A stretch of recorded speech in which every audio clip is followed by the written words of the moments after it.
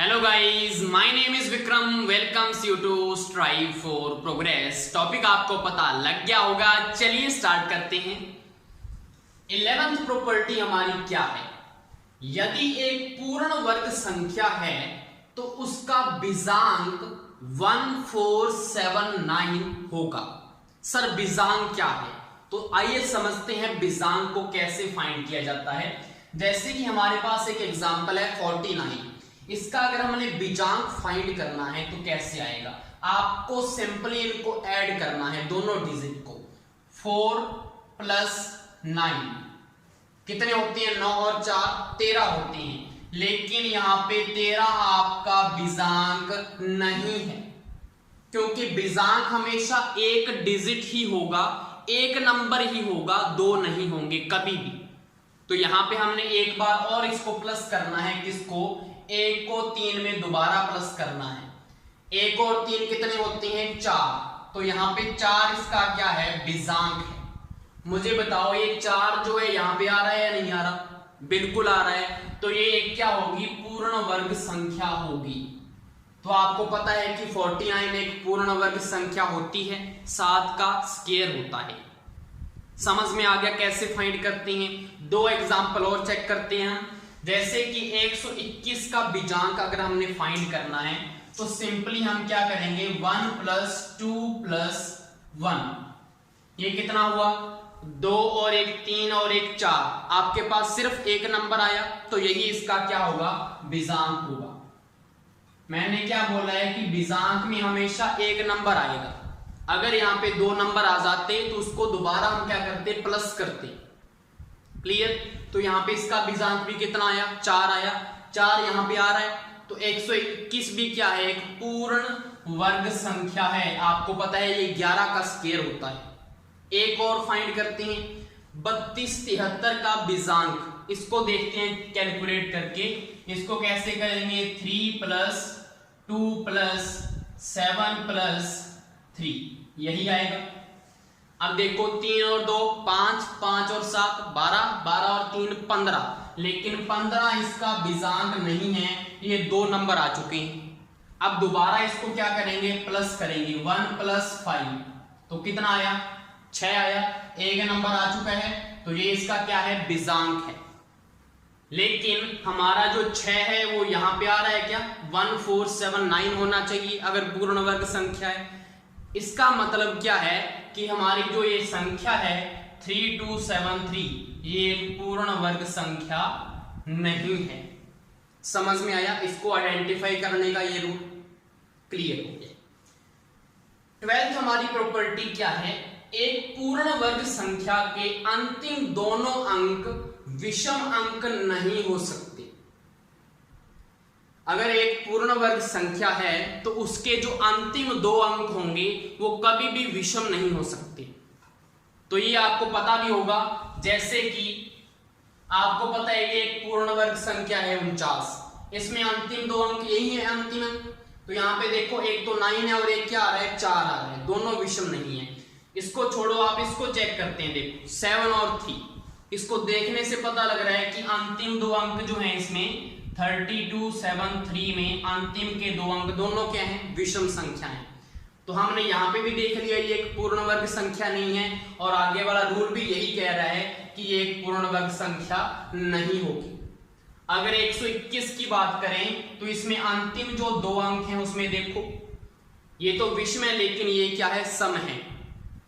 इसलिए ये क्या है? एक पूर्ण वर्ग संख्या है। तो ये आपको प्रॉपर्टी पता लगी। ये हमारी यहाँ पे प्रॉपर्टीज कंप्लीट होती हैं पूर्ण वर्ग संख्या को आइडेंटिफाई करने की। उसके बाद हमारा कुछ यहाँ पे यूजफुल पैटर्न्स हैं जो आप यहाँ पे देख सकते हैं, जिससे इसका आसानी से आंसर आ जाएगा। 11 का स्क्वायर क्या होता है? 11 का स्क्वायर आपको पता है 121 होता है। अब अगर 3 1 आ जाए और उसका स्क्वायर करना हो तो आपने क्या करना है? सिंपली अगर आपके पास 3 1 हैं तो आपको 3 तक जाना है, उसके बाद आपको उल्टा पहुंचना है 1 तक। कैसे? 3 1 है, 1 2 और 3 यहां तक तो आएगा, उसके बाद उल्टा पहुंचना है 1 तक। क्योंकि इसमें क्या होता है? हमेशा फर्स्ट जो होता है वो भी एक होता है और एंड पॉइंट भी एक होना चाहिए, ठीक है। स्टार्टिंग पॉइंट भी एक से होगा और एंडिंग पॉइंट है वो भी एक होगा। अब नेक्स्ट करके देखते हैं कितने एक है, मुझे बताओ। 1 2 3 4, 4 एक है आपके पास, तो आप 4 तक जाओगे, उसके बाद उल्टा कर दोगे, 1 तक पहुंचोगे। कैसे? 1 2 3 4, 4 तक हो गया। अब हमें 1 तक जाना है, तो 3 2 1 ये हो जाएगा इसका। यहाँ पे कितने हैं? 1 5 हैं, तो 5 तक जाओगे, 1 2 3 4 और 5, फिर उल्टा करो, 4 3 2 1 ये इसका आंसर आएगा। इसमें कितने हैं? 6 हैं, तो यहाँ पे 1 2 3 4 5 6, उसके बाद उल्टा करो, 5 4 3 2 और 1 ये इसका आंसर होगा। इसको आप कैलकुलेट करके देख सकते हैं, यही आंसर आएगा। दूसरा पैटर्न क्या बन रहा है इसमें भी चेक करो। 11 का स्क्वायर तो आपको पता है 121 होता है। अब आगे इसमें क्या पैटर्न बनेगा वो चेक करो। यहाँ पे क्या है? 1 0 1 है, 1 0 है, यहाँ पे 2 0, यहाँ पे बीच में 3 0, यहाँ पे बीच में 4 0, आगे ये चलता जाएगा। इसमें क्या होता है आपको पता है, 1 2 1 है, इन तीनों नंबर के बीच में हमने क्या करना है? 0 फिट करना है। अगर आपके पास 1 0 है तो 1 1 0 फिट कर दो, अगर 2 है तो 2 2 0 फिट करो। कैसे? यहाँ पे देखो 1 2 1 है, तो यहाँ पे एक हमने 0 फिट करना है, एक यहाँ पे 0 फिट करना है, ठीक है। अगर 1 0 है तो यहाँ पे क्या आएगा? 1 0 2 0 1 ये इसका आंसर होगा। अगर 2 0 है तो यहाँ पे 2 0 फिट करोगे, 1 2 2 कर दी फिट, फिर 2 2 फिट यहाँ पे कर दी, फिर 1 आएगा। यहाँ पे 3 0 है तो 3 फिट करो, 1 2 3 फिर 2 1 2 3 फिर 1। यहाँ पे 4 0 है तो 1 2 3 4 1 2 3 4 ये इसका क्या होगा? आंसर होगा। तो ये आपके कुछ पैटर्न्स हैं जिसको आपको ध्यान में रखना है। नेक्स्ट हमारा टॉपिक है वर्गमूल या स्क्वायर रूट। तो इसको कैसे रिप्रेजेंट करते हैं? x के ऊपर मैंने क्या लगा दिया? रूट लगा दिया। अब अगर आपके पास कोई भी पूर्ण वर्ग संख्या है तो उसके अगर हम वर्गमूल निकाल लेंगे तो आपके पास 2 वर्गमूल आएंगे, एक तो धनात्मक वर्गमूल और एक ऋणात्मक वर्गमूल। कैसे? चलिए एग्जांपल से समझते हैं कि अगर मैंने यहाँ पे 36 का वर्गमूल फाइंड करना है, मुझे बताओ वर्गमूल क्या होगा? इसका कोई वैल्यू आएगी? क्या हम उसको x मान सकते हैं? बिल्कुल मान सकते हैं। तो मैं यहाँ पे क्या लिखूंगा कि हमने क्या करना है, x इक्वल टू 36 का जो रूट है वो हमने फाइंड करना है। इसका मतलब यही है, जो रूट होता है उसका मतलब क्या होता है कि 36 की पावर में हम क्या लिख सकते हैं? आप बोलेंगे सर हम इसको ऐसे लिख सकते हैं, x इक्वल टू 36 की पावर 1/2, ये सभी को पता है। अब अगर 1/2 को मैं यहां से हटा के इधर लेके आऊं तो यहां पे क्या लगेगा? स्क्वायर हो जाएगा। तो यहां पे अगला स्टेप क्या बन जाएगा? x का स्क्वायर इक्वल टू 36 हो जाएगा। इसको ऐसे भी तो लिख सकते हैं। अब अगर मैं 36 को इस वाली साइड में ले आऊं, x स्क्वायर माइनस 36, तो इक्वल में क्या आ जाएगा? 0 आ जाएगा। क्लियर? क्या मैं 36 को 6 का स्क्वायर लिख सकता हूं? बिल्कुल लिख सकते हैं। तो यहां पे क्या आएगा? x square minus 6 square equal to 0। अब आपको ये वाली प्रॉपर्टी पता होती है, a square minus b square क्या होता है? a square minus b square a minus b into a plus b होता है। तो यहां पे हम इसको क्या लिखेंगे? x minus 6 into x plus 6 equal to 0, यही आ जाएगा। अब यहां से x की वैल्यू मुझे बताओ कितनी आ रही है? राइट साइड में क्या लिखा हुआ है? 0 लिखा हुआ है। तो यहां से एक तो x की वैल्यू यहां से तो कितनी आ जाएगी? 6 उधर चला जाएगा, प्लस का हो जाएगा। तो यहां से तो x की वैल्यू एक तो आ जाएगी 6, कॉमा यहाँ पे जो प्लस का 6 पड़ा हुआ है वो उस वाली साइड में जाएगा तो माइनस का 6 हो जाएगा। तो यहाँ पे दूसरी वैल्यू क्या आएगी? माइनस का 6। मैंने वही बोला है कि हमारे पास अगर कोई एक पूर्ण वर्ग संख्या है उसका जो वर्गमूल होगा वो कितने होंगे? 2 वर्गमूल। एक तो धनात्मक 6 हमारा क्या है? धनात्मक वर्गमूल है, और एक ऋणात्मक माइनस का 6। ठीक है, यहाँ पे आपको समझ में आ गया। उसके बाद अगर हम बात करें नेक्स्ट टॉपिक की, अभाज्य गुणनखंड विधि। अभाज्य गुणनखंड विधि द्वारा हम क्या फाइंड करने वाले हैं, वर्गमूल फाइंड करेंगे। तो यहाँ पे एक प्रॉपर्टी भी आपको ध्यान में रखनी है, एक पूर्ण वर्ग संख्या में अभाज्य गुणनखंड जोड़े के रूप में होते हैं। ये हमारा यूज होगा इस क्वेश्चन में। कैसे यूज करेंगे, पहले हम अभाज्य गुणनखंड विधि को समझेंगे, इन दोनों का हमने वर्गमूल फाइंड करना है। तो कैसे फाइंड करते हैं अभाज्य गुणनखंड विधि से, 16। तो सबसे पहले 16 को ऐसे लिखोगे, यहाँ पे इसको ऐसे बनाओगे, यहाँ पे क्या लिखोगे, सबसे छोटा जो है इसमें जो जिसका डिवाइड जाता हो अभाज्य संख्या का, तो 2 8 16। उसके बाद यहाँ पे 2 चौका 8, यहाँ पे 2 दूना 4 और यहाँ पे 2 एकम 2। ये सभी ने लोअर क्लासेस में किया होगा।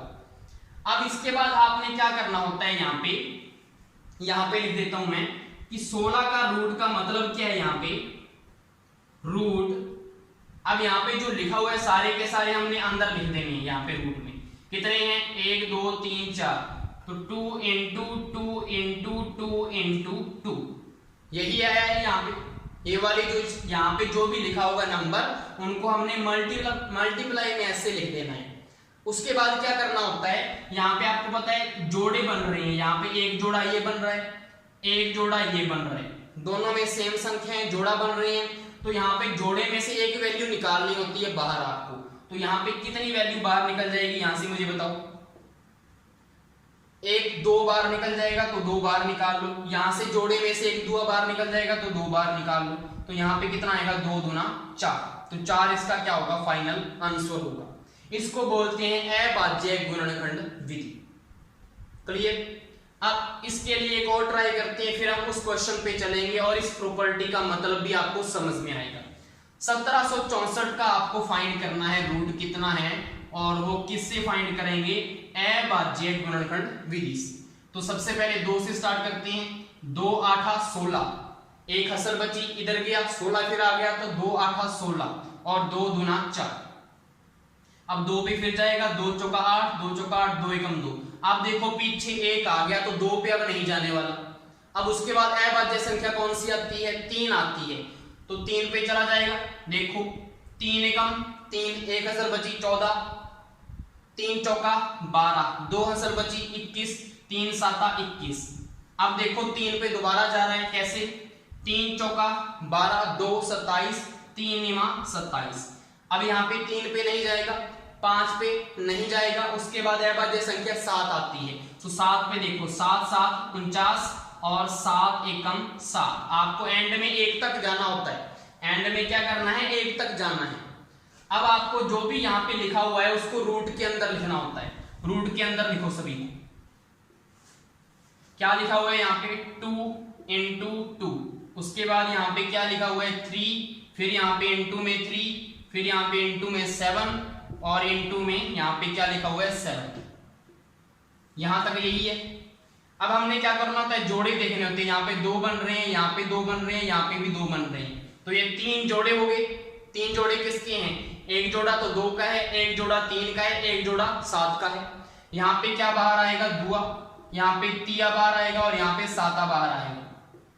आंसर बताओ मुझे कितना आया, 7 या 21, 21 दूना 42, तो 42 इसका क्या होगा, वर्गमूल होगा 1764 संख्या का। समझ में आ गया। अब हम इस प्रॉपर्टी की बात करते हैं। इसमें क्या लिखा हुआ है, एक पूर्ण वर्ग संख्या में अभाज्य गुणनखंड जोड़े के रूप में होते हैं। मुझे बताओ 16 आपकी एक पूर्ण वर्ग संख्या है, बिल्कुल है, 4 का स्क्वायर होता है। 1764 एक पूर्ण वर्ग संख्या है, बिल्कुल हमने निकाला है, 42 का स्क्वायर होता है 1764। अब इसमें देखो जो जोड़े बन रहे हैं अभाज्य गुणनखंड जोड़े के रूप में होते हैं। अभाज्य गुणनखंड कैसे, ये वाली 2 जो है वो क्या है, एक अभाज्य गुणनखंड है ना, तो यहाँ पे ये किसमें है, जोड़े के रूप में है। ये देखो जोड़ा बन रहा है, इसमें से धुआं बाहर निकाला, ये जोड़ा बन रहा था, इसमें से धुआं बाहर निकाला, यहाँ पे जोड़ा है, ये निकाला, जोड़ा जोड़े से ये निकाला, तो जोड़े के रूप में होंगे। ऐसा नहीं है कि सिर्फ यहाँ पे एक साथ आ जाए तो आपका ये एक पूर्ण वर्ग संख्या नहीं होगी। इसका मतलब ये है, ऐसा नहीं हो सकता कि यहाँ पे मैं एक 2 को मिटा दूं और आपकी वैल्यू कितनी है, 2 इंटू 3 इंटू ये, आपका फिर ये एक पूर्ण वर्ग संख्या ही नहीं है। समझ में आया? तो हमेशा ये किस में होगा, एक जोड़े के रूप में विद्यमान होंगे पूर्ण वर्ग संख्या के। समझ में आ गया है बात गुणनखंड विधि। अब इस क्वेश्चन के ऊपर चलते हैं। क्वेश्चन क्या पूछा हुआ है आपको, इसी विधि से ये हम सॉल्व कर सकते हैं। कैसे?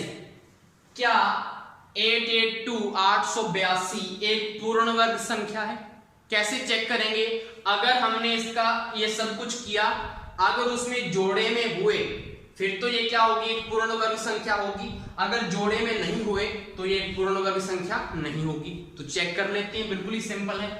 882 इसका बनाओ ऐसे, 2 से स्टार्ट करो, 2 चौका 8, 2 चौका 8, 2 एकम 2। अब 2 पे नहीं जाएगा क्योंकि पीछे 1 आ गया।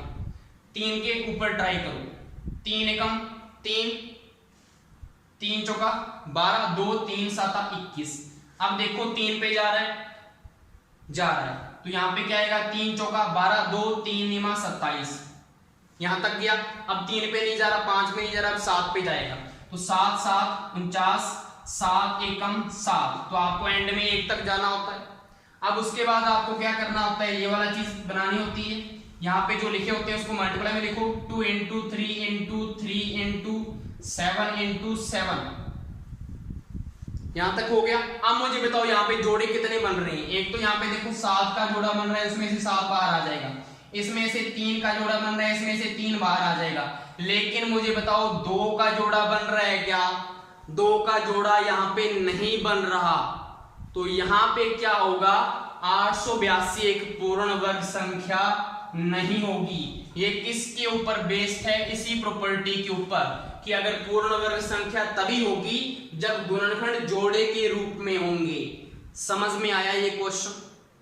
नेक्स्ट हमारा टॉपिक है भाजकता के नियम, जो आपके काम को बहुत ही आसान करने वाले हैं। कैसे? चलिए फर्स्ट रूल देखते हैं। 2 से भाजकता, यदि संख्या का इकाई अंक 0 2 4 6 8 हो तो वह संख्या 2 से पूर्णतया विभाजित होगी। कैसे? एग्जांपल देखते हैं। यहाँ पे इकाई अंक क्या है? 2। तो यहाँ पे ये संख्या 2 से पूर्णतया क्या होगी? विभाजित होगी। लेकिन अगर इस अंक की बात करें तो यहाँ पे कितना है? 3 है। ये संख्या पूर्णतया विभाजित नहीं होगी। चेक करें, हर चीज को हम चेक करते हुए चलेंगे। इसको 2 से डिवाइड देके देखो, 2 छिका 12, 2 तिया 6, 2 दूना 4, 1 हसल, 2 छिके 12, पूरा गया भाग। यहाँ पे देखो 2 एकम 2, 2 एकम 2, 1 हसल, 2 आठा 16, 2 दूना 4, 1 हसल, 2 पांजा 10, 1 हसल 13, 13 पे जा रहा है, नहीं जा रहा। तो यहाँ पे वे विभाजित नहीं होगा। तो आपको पूरा करने की जरूरत नहीं है, इस रूल को आपको देखना है बस। ठीक है। उसके बाद दूसरा रूल क्या है? 3 से भाजकता, यदि संख्या के अंकों के योगफल में कोई भी आपको संख्या दे रखी है, उसके जो भी अंक हैं उनका सभी का योगफल कर दो। अगर उसमें 3 का पूरा भाग जाता हो तो वह संख्या 3 से भी पूर्णतया विभाजित होगी। कैसे? इस एग्जांपल से समझते हैं। आपके पास ये एक संख्या है, इसमें जो भी अंक दिए गए हैं उनका योगफल करना है। कैसे? यहाँ पे देखो 7 और 8 कितने होते हैं? 15, 15 और 3 18, 18 और 2 20, 20 और 3 23। तो मुझे बताओ 23 में 3 का भाग जाता है या नहीं जाता?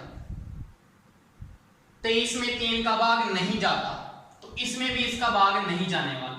पहली संख्या में 3 का भाग नहीं जाने वाला। दूसरा चेक करो, 2 और 4 6, 6 और 8 14, 14 और 2 16, 16 और संख्याओं का योग कितना बन रहा है? 30 बन रहा है। 30 में 3 का भाग जा रहा है, बिल्कुल जा रहा है, 3 दाया 30। इसमें अगर जा रहा है तो इसमें भी 3 का पूरा भाग जाएगा। तीसरा रूल क्या है? 4 से भाजकता, यदि संख्या के अंतिम 2 अंकों में, यदि संख्या के अंतिम 2 अंकों में 4 का पूरा भाग जाता है तो वह संख्या 4 से भी पूर्णतया विभाजित होगी। तो आपको लास्ट के 2 अंक देखने हैं। एग्जाम्पल हमारे पास ये है, लास्ट में 2 अंक कौन से बन रहे हैं? 12, और यहाँ पे कौन से बन रहे हैं? 23। तो मुझे बताओ 12 में 4 का भाग जाता है या 23 में? आप बोलेंगे सर 12 में 4 की या 12 होती हैं। तो ये इसमें जो संख्या है इसमें तो 4 का पूरा भाग जाएगा, लेकिन इसमें नहीं जाएगा। चेक करना है, चेक कर लीजिए।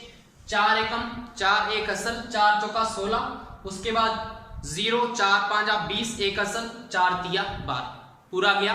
लेकिन इसमें नहीं जाएगा, 4 8 32, 4 एकम 4 एक असल 4 तिया 12, आगे 3 आ गया, नहीं जा रहा।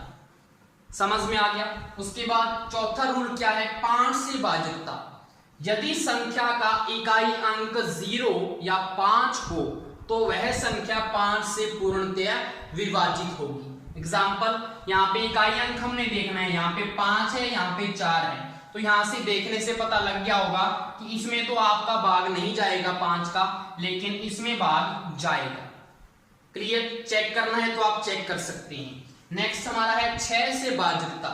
यदि संख्या में 2 तथा 3 का पूरा पूरा भाग जाता हो तो वह संख्या 6 से भी पूर्णतया विभाजित होगी, क्योंकि आपको पता है 2 3 या 6 होते हैं।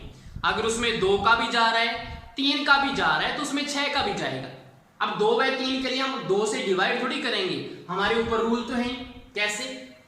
एग्जाम्पल देखो, यहाँ पे एग्जाम्पल ये है हमारा, इसमें देखो 2 का पूर्णतया भाग जा रहा है या नहीं जा रहा। हमने क्या पढ़ा था कि इकाई अंक में 0 2 4 6 8 हो तो 2 का जाएगा। इकाई अंक चेक करो, इसमें 4 है, इसमें 3 है, 2 का किसमें भाग जाएगा? इसमें जाएगा, तो 2 का तो चेक हो गया, इसमें 2 का भाग नहीं जाएगा।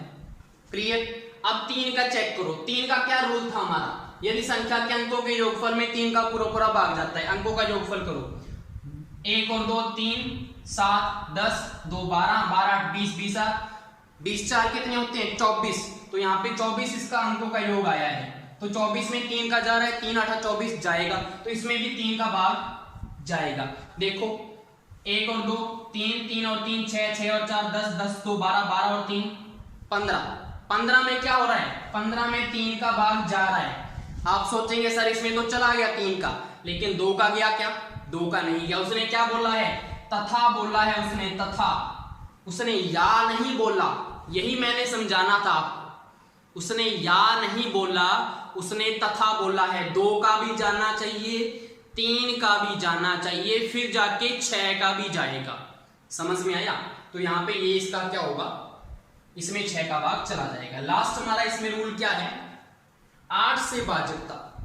यदि संख्या के अंतिम 3 अंकों में 8 का पूरा पूरा भाग जाता है तो वह संख्या 8 से पूर्णतया विभाजित होगी।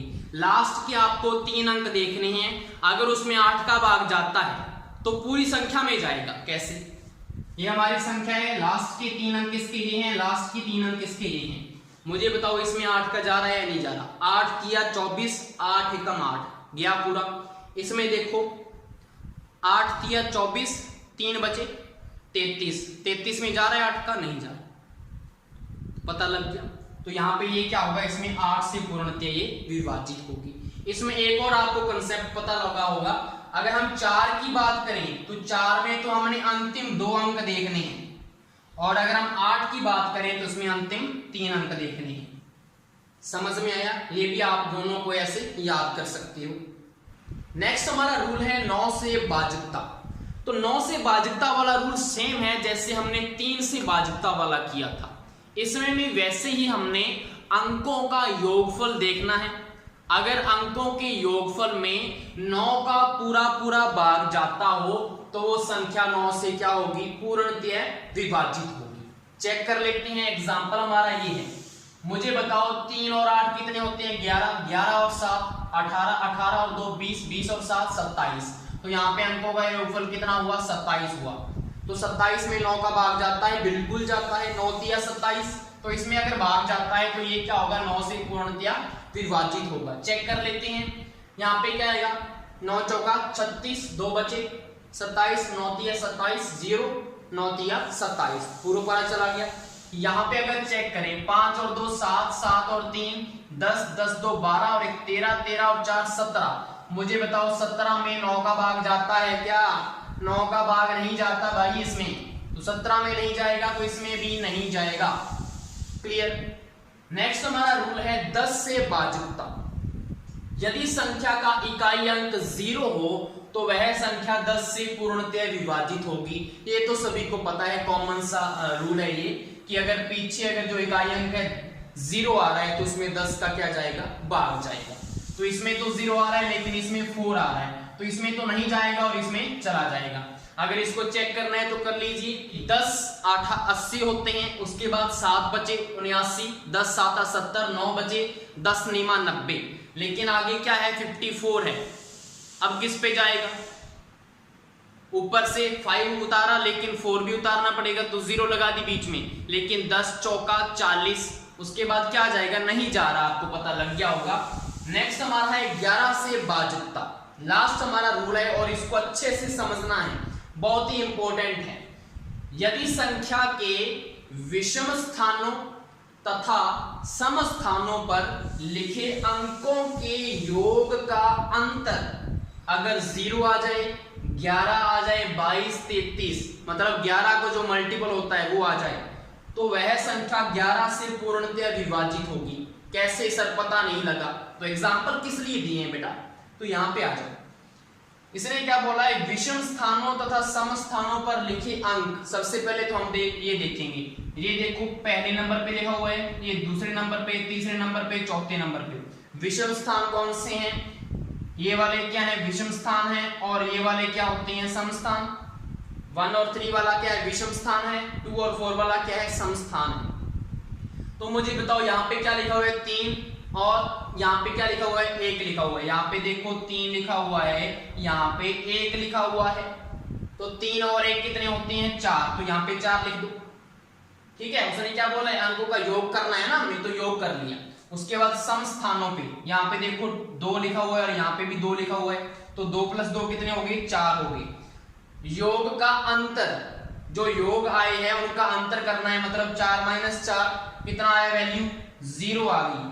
अगर वो 0 आए, 11 आ जाए, 22 33, मतलब 11 का मल्टीप्लाई आ जाए, 11 चौका 44, 55 66 77 88 99, ठीक है 11 का मल्टीपल हो, तो वहां पे 11 का पूर्णतया भाग जाने वाला है, अगर ये चीज आ जाए। कैसे चेक कर लेते हैं, आपको पता है 32 12 है, तो 11 का अगर भाग देंगे तो क्या आएगा 11 दूना 22, यहाँ पे 0, 3 में से 2 गया 1, ऊपर से कितना आया 1 आया, 11 नीमा 99, यहाँ पे कितना बचा मुझे बताओ 2 बचा, ऊपर से 2 आया, 11 दूना 22, तो ये कंप्लीट पूरा भाग इसमें चला गया। समझ में आया। इसमें भी चेक कर लेते हैं, यहाँ पे देखो ये पहले नंबर पे है, दूसरे पे, तीसरे पे, चौथे पे और 5वें में, तो विषम स्थान पर कौन से हैं देखो, एक तो 7 है विषम स्थान पर, एक यहाँ पे 3 है विषम स्थान पर, एक यहाँ पे 4 है विषम स्थान पर। तो यहाँ पे 7 और 3 कितने होते हैं 10, 10 और 4 14, तो इनका तो हमने योग कर लिया। अब जो सम स्थान पर कौन से हैं, एक तो 2 है और एक 1 है, 2 और 1 कितने होते हैं 3 होते हैं, तो उनका कितना आ गया 3 आ गया योग। अब हमने क्या करना है अंतर करना है, माइनस करो, 14 - 3 कितने होते हैं 11, तो यहाँ पे क्या आ गया आंसर 11, तो यहाँ पे भी 11 है, तो इसमें भी 11 का पूरा भाग जाएगा। लास्ट एग्जांपल में चेक कर लेते हैं, ये देखो पहले नंबर पे है, मैं ओनली यहाँ पे विषम जो स्थान है उसके नीचे अंडरलाइन कर रहा हूँ, पहले पे है, तीसरे पे है, 5वें में और 7वें पे, बाकी जो बचे वो सम स्थान पे होंगे। अब यहाँ पे सभी को ऐड करो, 5 और 8 13, 13 और 3 16, 16 और 5 21, यहाँ पे 21 लिखो। अब अंतर करना है, सम स्थान पर कौन से जो बचे थे 2 और 2 4, 4 और 2 8, तो यहाँ पे कितना आएगा 8 आएगा।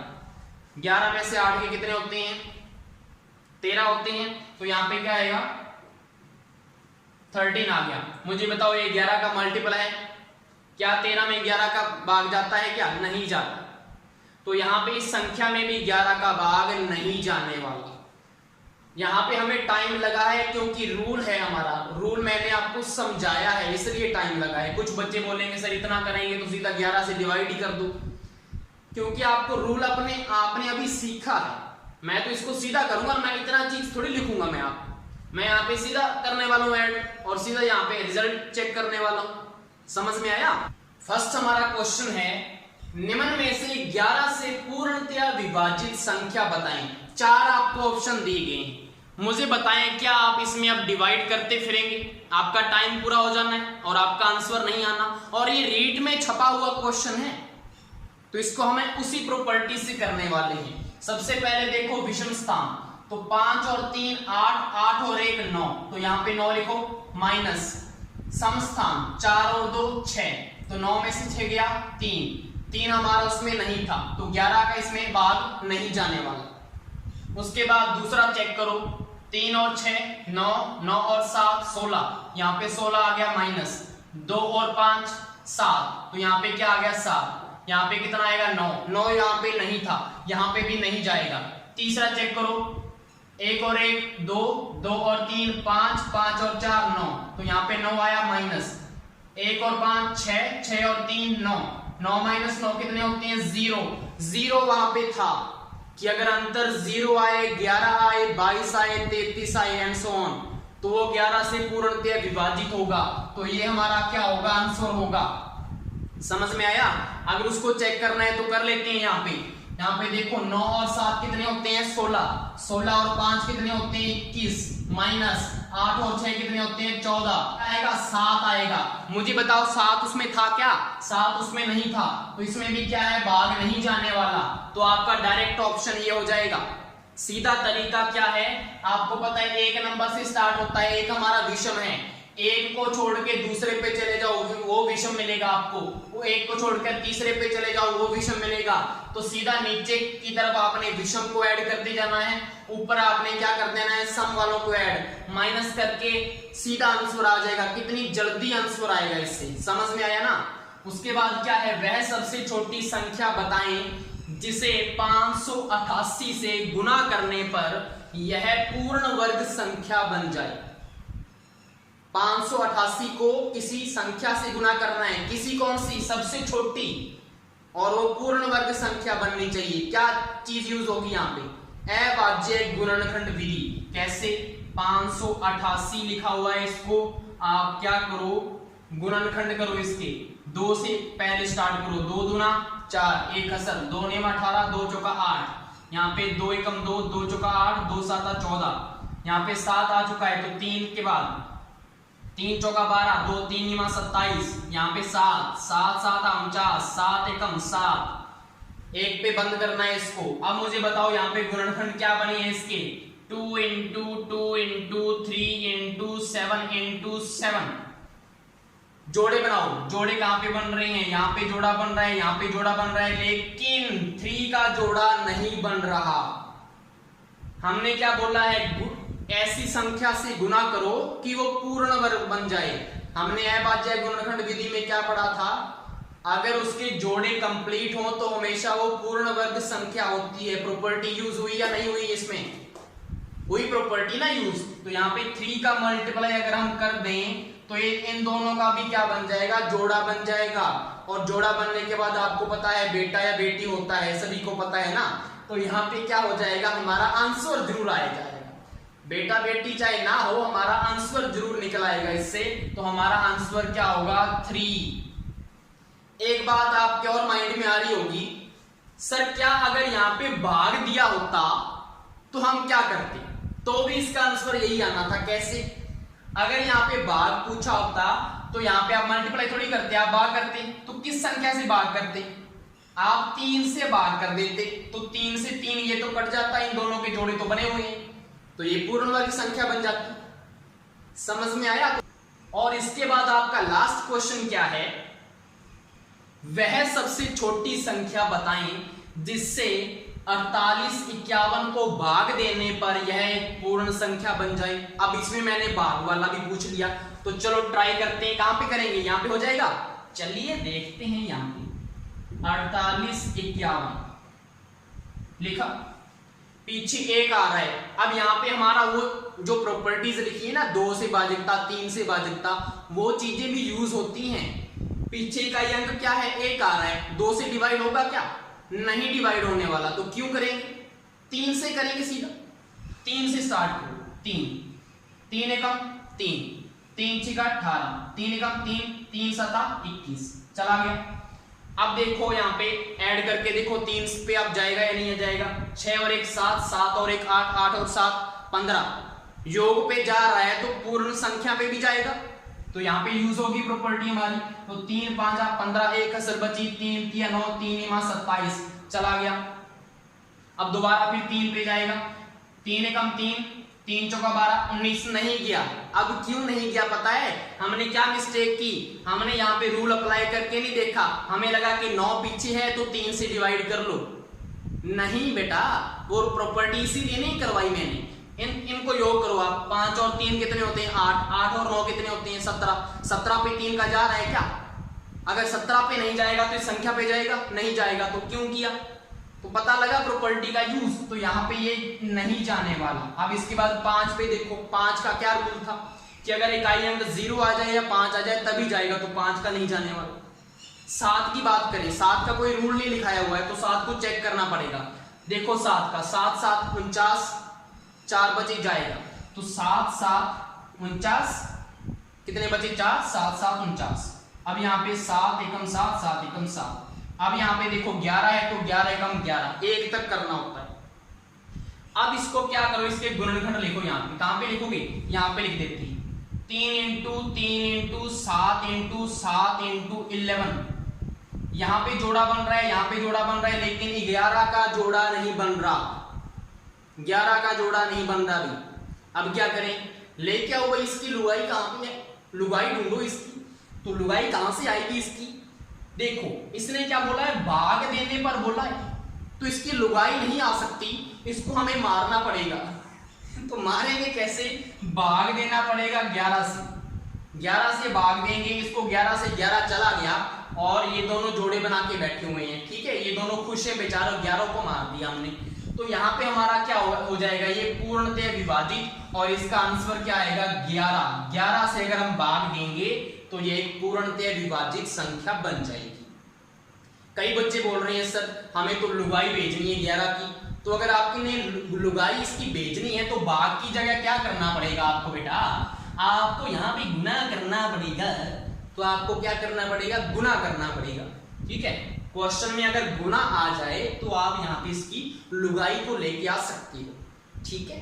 ठीक है, तो ये आज का हमारा वीडियो था। आई होप सो आपको अच्छे से समझ में आज आ गया होगा। हंसी मजाक की बात अलग है, थोड़ा खुश हो जाती हैं तो अच्छी है। तो बाय।